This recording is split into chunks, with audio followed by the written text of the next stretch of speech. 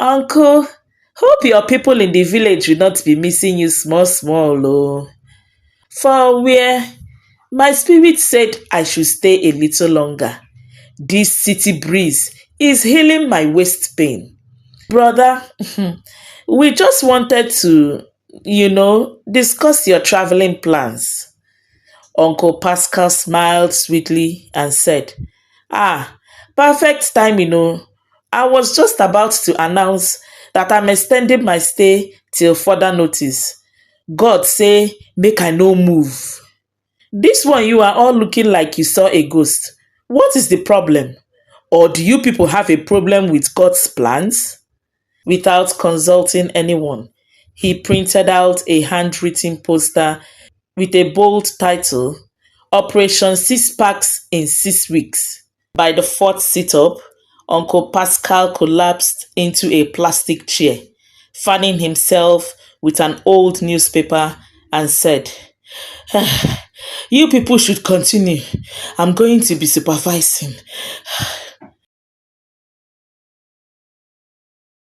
It was a lazy Sunday evening in Port Harcourt when Pascal Larry, popularly known as Uncle Pascal, arrived at the Gideons family compound. Dragging a faded Ghana must go bag and holding a sachet of pig milk between his fingers, he bounced into the compound like a man who just inherited an oil well. Family people, I'm here, oh!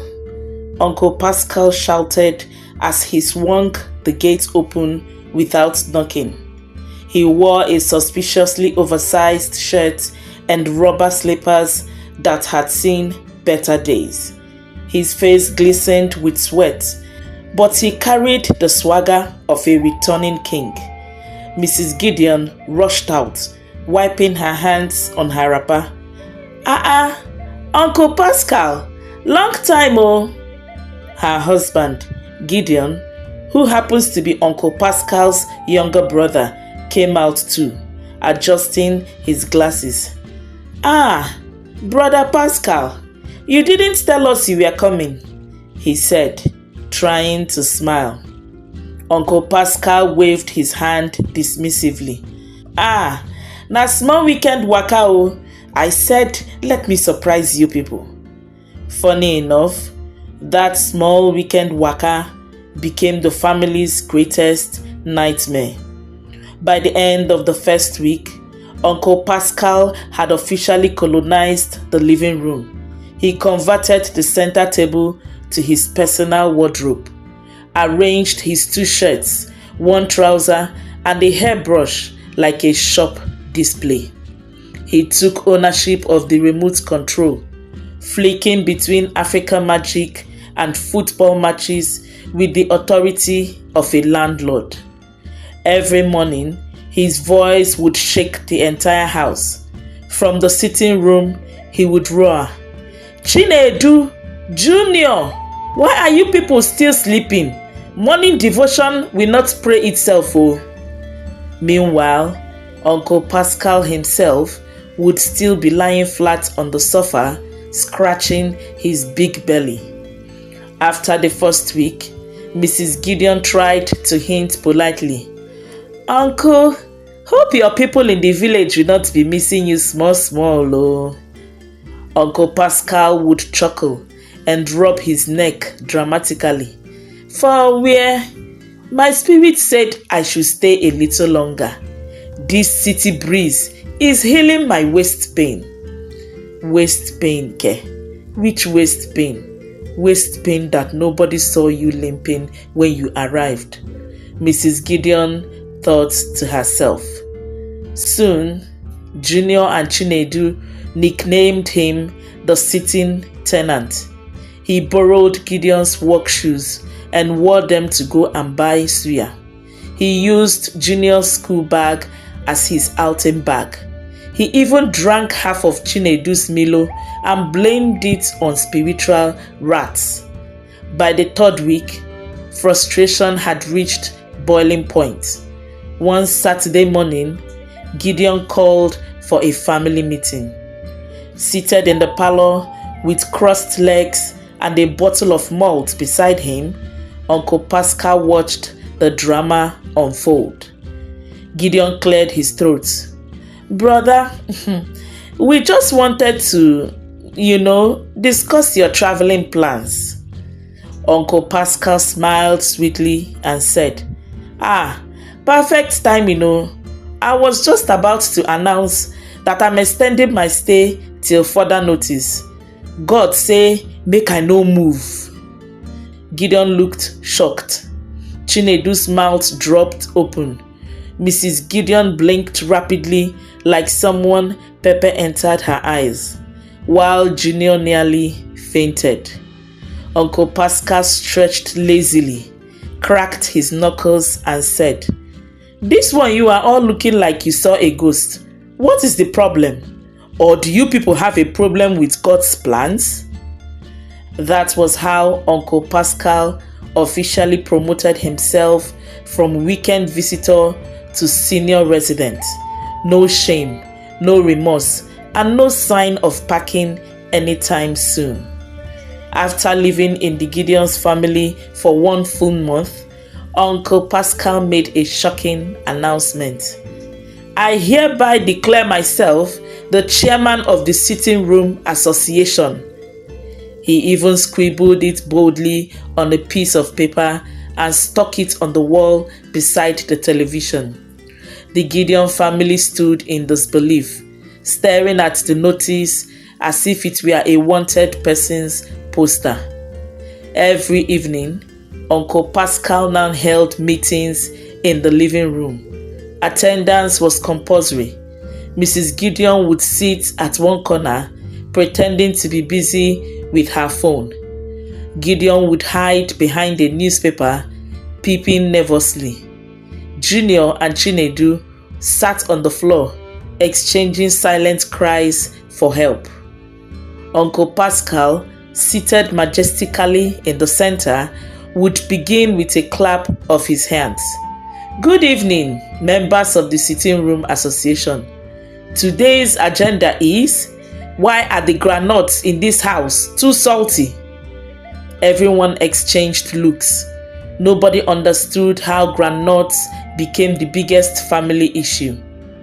Uncle Pascal would spend 20 minutes analyzing the granite situation, accusing Junior of conspiracy to damage his blood pressure, before moving on to other matters arising, like why the family needed a new DSTV subscription because he had finished watching all the movies on the old one. One fateful Tuesday, Uncle Pascal went a step further. He summoned Gideon privately. Seated on the sofa with legs crossed and a toothpick dancing between his teeth, Uncle Pascal said with the seriousness of a lawyer, "Chairman Gideon, it's high time you allowed me manage this house. Your leadership is good, but you lack efficiency." Gideon stared at him, speechless, wondering if the mosquito in the room had bitten Uncle Pascal somewhere sensitive, like in between his legs or the vital part of his brain. But Uncle Pascal continued confidently, "From today, I will be in charge of approving who watches what on TV, when to mop the sitting room, and when to open and close the refrigerator."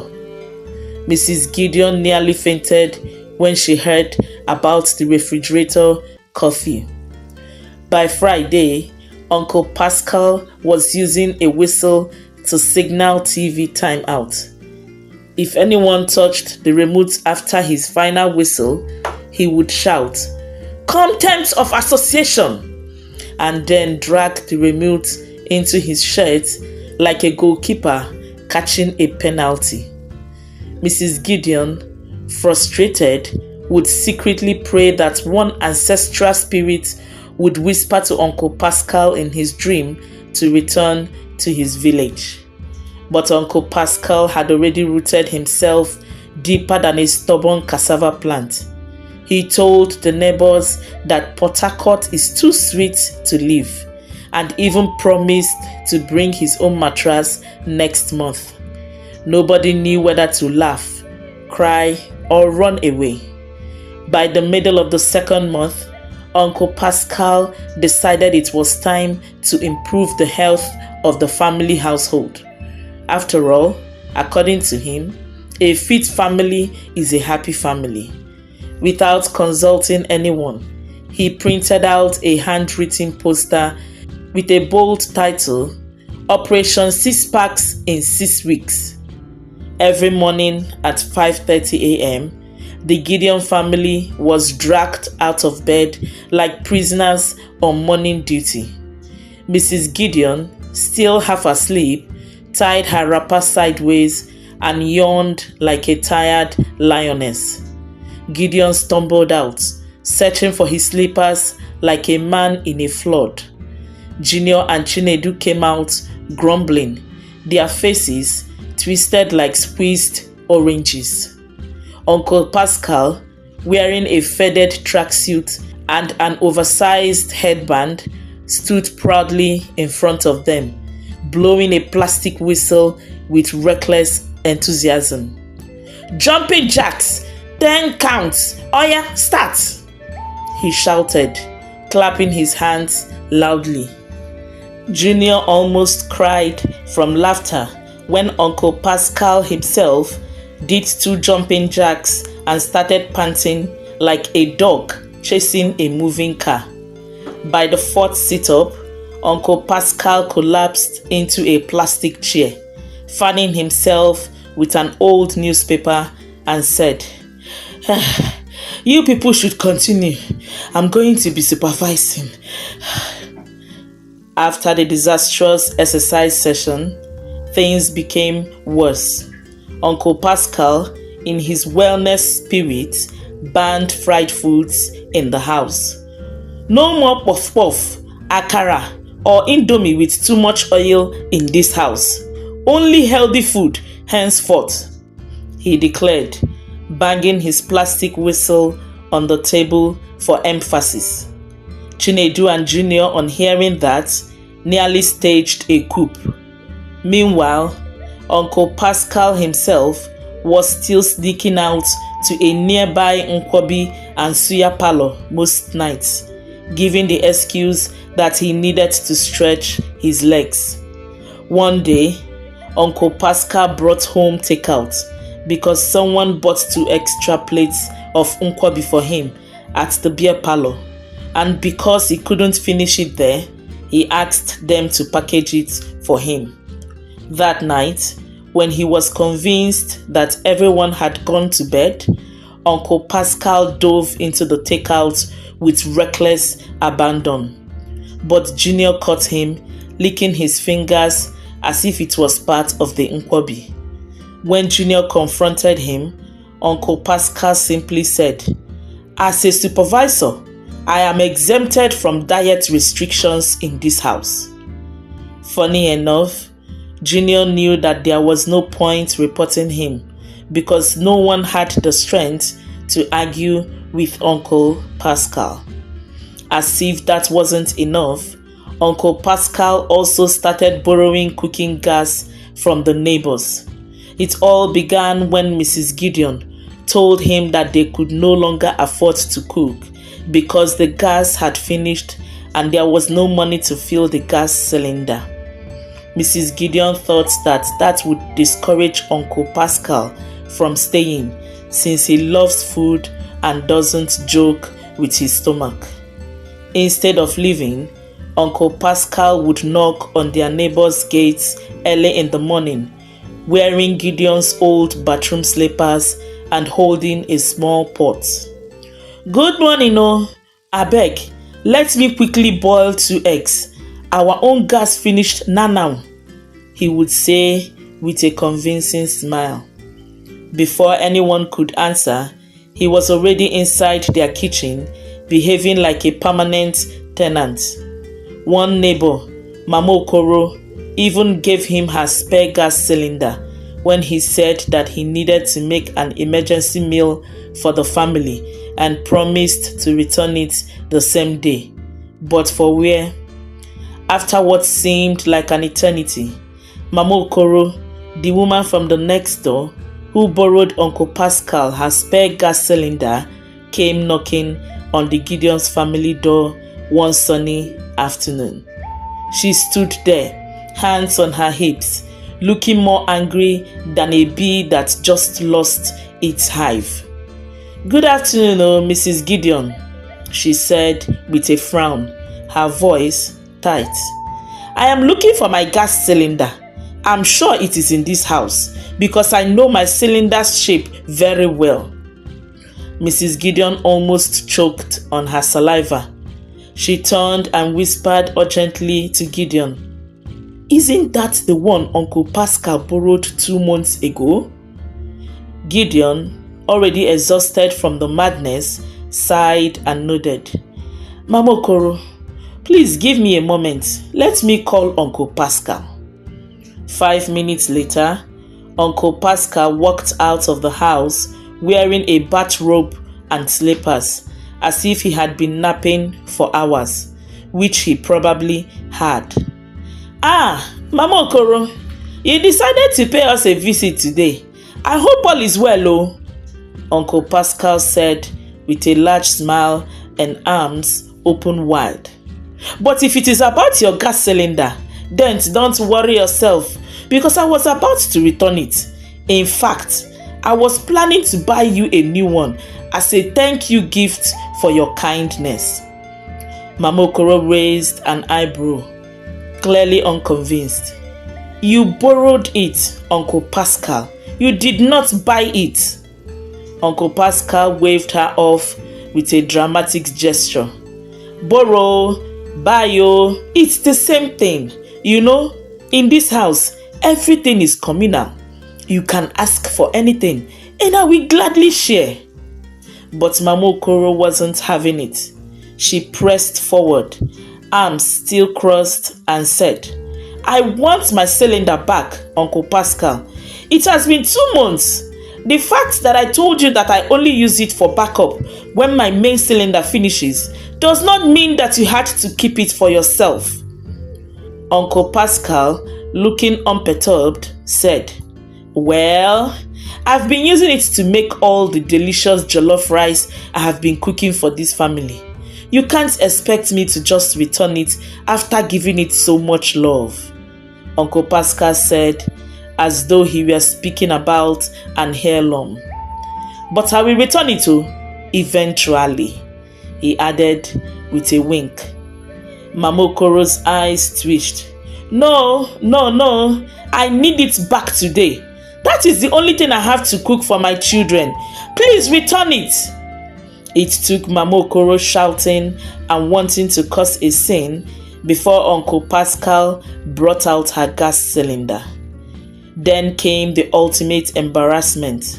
One sunny afternoon, Uncle Pascal marched into the house holding a cheap balloon and a packet of cabin biscuits. He cleared his throat loudly and announced, "Tomorrow is my birthday.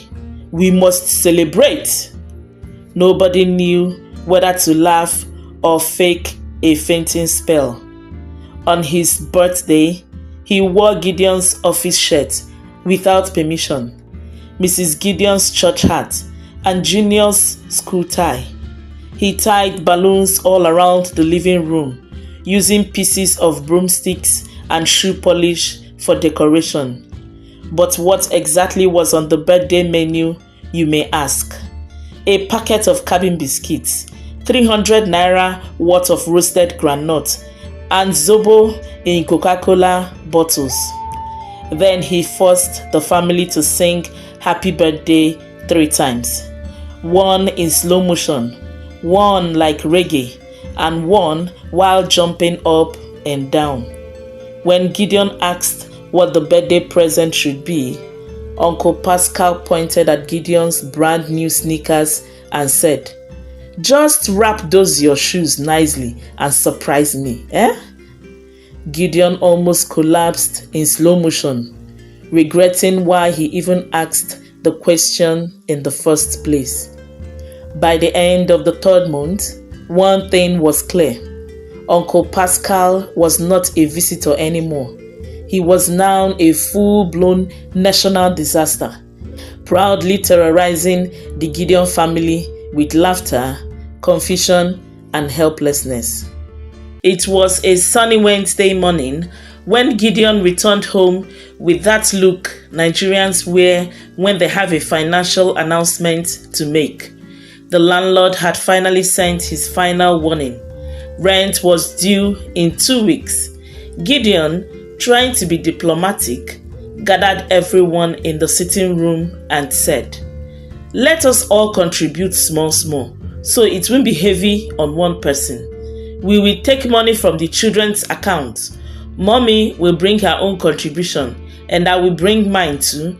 Uncle Pascal has been living with us for many months, so since he is now part of the family, he will also be making his own contribution." Everyone nodded except Uncle Pascal. Just as Gideon announced Uncle Pascal's share of the contribution, Uncle Pascal gave a slow, dramatic blink and whispered, "My eyes, my head, my chest, oh." Then he collapsed beside the fridge, making sure he landed where he could still hear their conversation. The house went into panic mode. Mrs. Gideon screamed, "Jehovah, Uncle Pascal has fainted." Junior rushed to get cold water. Chinedu started fanning him with a church bulletin. Gideon stood confused, hands on his waist and thinking, "But this man was chewing groundnuts 2 minutes ago."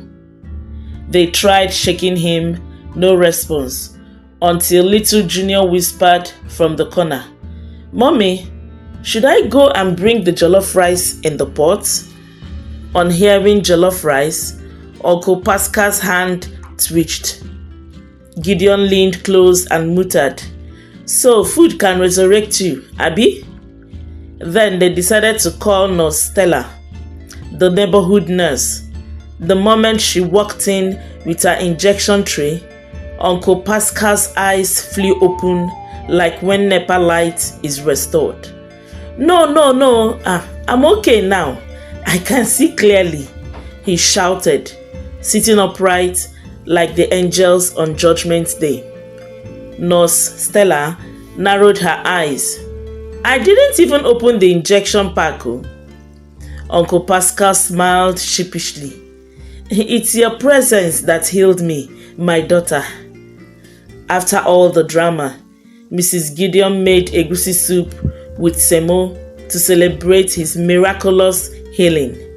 Uncle Pascal devoured it and even asked for extra meat. But when the rent envelope was passed to him again, he held his chest and whispered, "I think my symptoms are coming back. I'm about to faint again." But everyone ignored him and went about their business.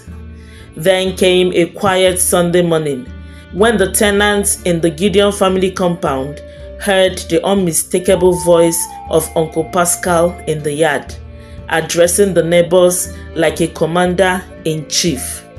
"Listen up, people," he shouted, standing in front of the tenants' row of houses with a megaphone in one hand and a huge birthday card in the other.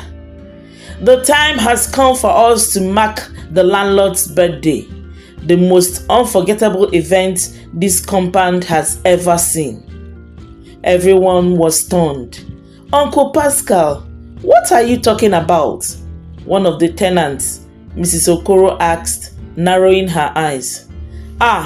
You all don't know. I've just taken it upon myself to organize the most spectacular birthday party for our dear landlord, Mr. Wankwo.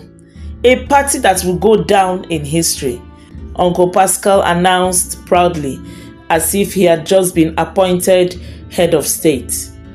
Junior, who was standing by the window watching the scene unfold, sighed deeply. "Here we go again," he muttered under his breath. Uncle Pascal marched straight into the compound's small yard. grabbed the nearest table and set it down like a general giving orders on the battlefield. "All right, first things first, we need a red carpet. The landlord must feel like royalty," he proclaimed, clapping his hands for dramatic effect. The neighbors began to murmur, "Uncle Pascal, do you even know how to organize a party?" Mr. Obinna, one of the tenants who had lived in the compound for years, asked skeptically. "Of course, I do. I once helped organize my cousin's wedding, and they served fried rice with goat meat. What better experience could you ask for?" Uncle Pascal boasted, puffing his chest out as though he were a party planning expert. The truth was, Uncle Pascal had no idea what he was doing, but that wasn't going to stop him from taking charge. Uncle Pascal immediately began issuing orders. Ekenna, go and find some party hats. I want everyone wearing hats, and I don't want any cheap hats. Mind you, go to the market, buy the finest ones. And you, Mrs. Okoro, go and bake a cake. But not just any cake, make sure it is a 3-tiered cake. Even if we have to stack it ourselves, we need style. The tenants exchanged wary glances. "We don't even know if Mr. Wankwo, our landlord, likes big cakes, Uncle Pascal," Mrs. Okoro said, a little irritated. "Do we need to ask him first?" "No, it's about the element of surprise. Trust me, this party will be the talk of Port Harcourt. No one will ever forget it," Uncle Pascal said as he waved his hands as if he were a maestro conducting an orchestra. Then came the biggest mistake of all. Uncle Pascal decided that the party needed a DJ. "I have a contact, yes, a top-tier DJ who will blow everyone's mind with music that will make the landlord's knees shake," he announced, pulling out his phone and calling someone he claimed was a DJ, who actually was just the one in charge of changing music tracks at the beer parlor he used to sneak out and visit at nights. A few hours later, the DJ showed up with 2 speakers that looked like they belonged in a 1990s church. "We are ready to rock, bro," the so-called DJ shouted as he plugged them in and played a song from the early 1990s, which was so loud and could not be turned down because the knobs of the speaker control were all broken. Uncle Pascal didn't even notice the terrible sound. He was busy chasing the children away from the cake. "No touching!" while instructing the tenants to decorate the yard with balloons that looked like they had been bathing under the sun because many of them were just popping as they were inflated.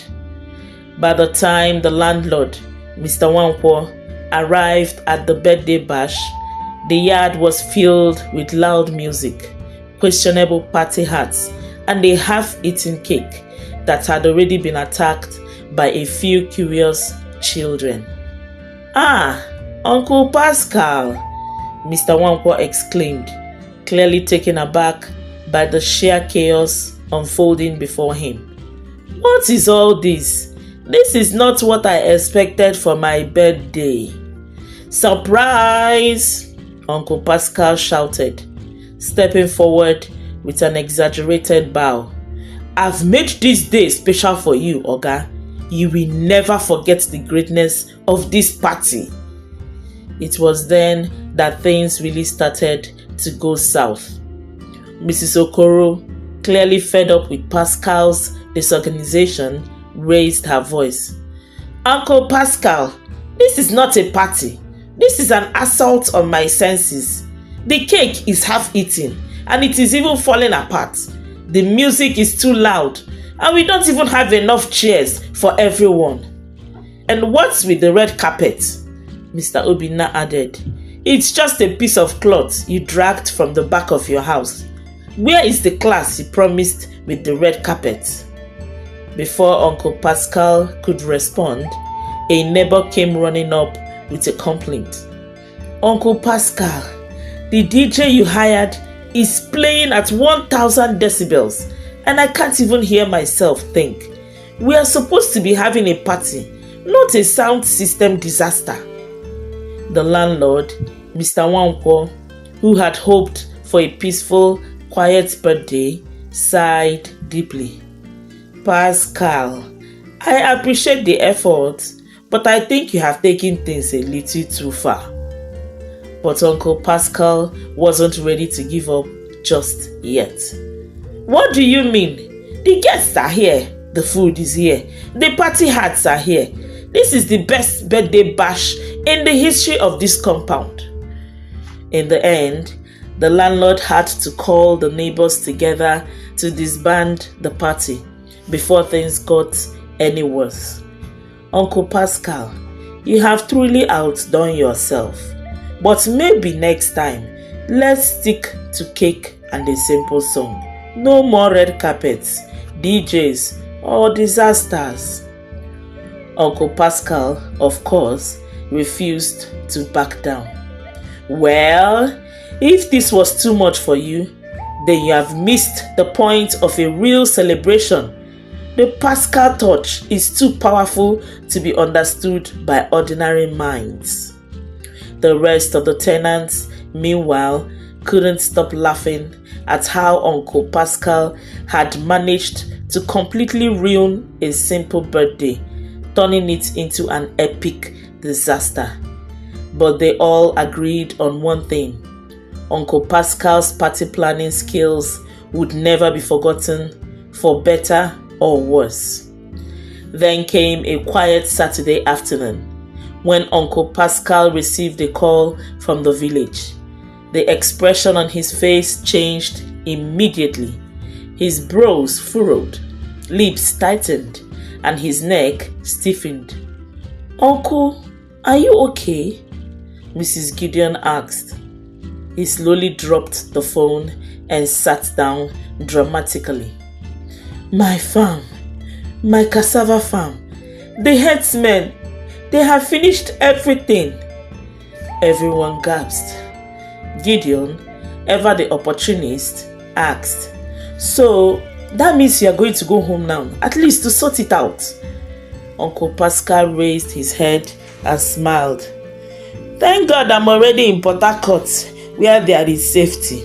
Let me not risk my life for cassava. The Lord will provide. The whole house stared at him in disbelief. Later that evening, Uncle Pascal called his friend in the village.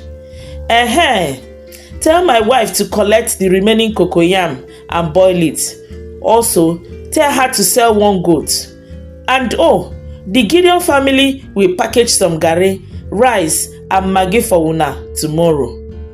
Uncle, Gideon blurted. So we are now Nema.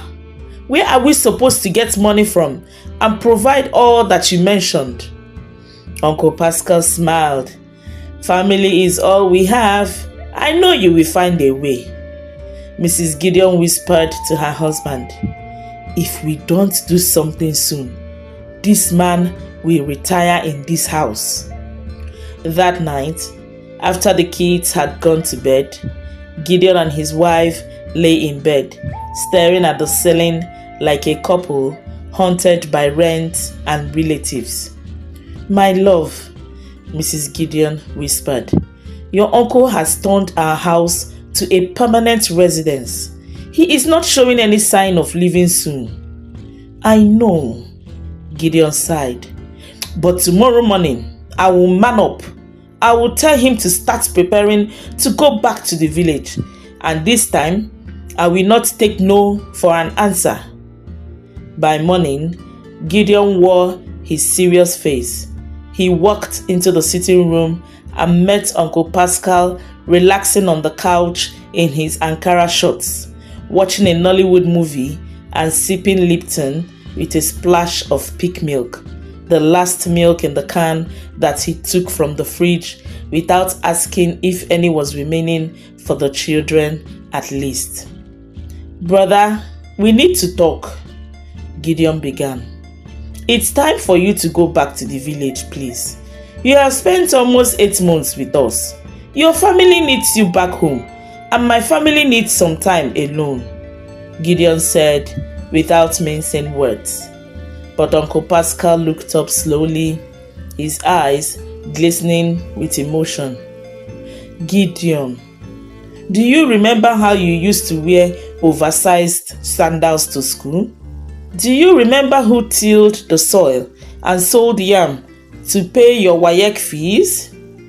Gideon blinked. "Do you also remember who brought palm oil from Umunze to sell in Aba market just to buy your first school bag? It was me, Pascal Larry, your only brother." Gideon's boldness began to melt like ice under hot sun. Uncle Pascal wiped fake tears. "Now that I'm tired and alone, you want to throw me out? I would never think of throwing you out if you were the one that needed my help or a place to stay. But it is well. I will pack my things and return back to the village and let everyone know that my brother, my only brother that I suffered for when he was growing up, threw me out of his house," Uncle Pascal said, still wiping fake tears. By the time Mrs. Gideon entered the sitting room, she met Gideon helping Uncle Pascal adjust his pillow and offering him fresh slippers. "What happened to the speech? I hope you told him that we cannot harbor him anymore," she whispered. "Babe, it's hard to send away a man who sold a goat to buy my first school bag. I can't bring myself to do it," he said. His wife gave him a dangerous stare and hissed before returning to the room. After 9 months of non-stop comedy and wahala, the entire compound, moved by Mrs. Gideon's cry for help, came together like Avengers. The plan: to fake an eviction to flush out Uncle Pascal.